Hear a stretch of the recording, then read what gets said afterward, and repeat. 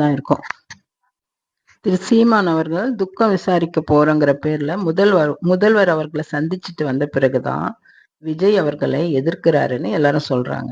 இதே சீமான் அவர்கள் தான் சொன்னாரு, விஜயலட்சுமியை வச்சு என்னை அழிக்க பாக்குறாங்க, என்கிட்ட நேரடியா மோத முடியல, திமுகவால என்கிட்ட நேரடியா மோத முடியல, அதனால விஜயலட்சுமியை தூண்டி விட்டு என்னை பழி வாங்க பாக்குறாங்க அப்படியெல்லாம் சொன்னவரு இப்போ முதல்வரை சந்திச்சுட்டு வந்த பிறகு எதுக்காக விஜய் அவர்களை டார்கெட் பண்ணணும்?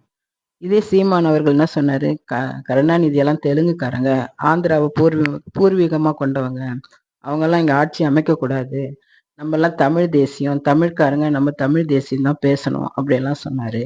அதே மாதிரி திமுக காரங்க என்ன சொன்னாங்க, சீமான் மலையாளி, அவர் தமிழ்கார் கிடையாது அப்படின்னு சொன்னாங்க.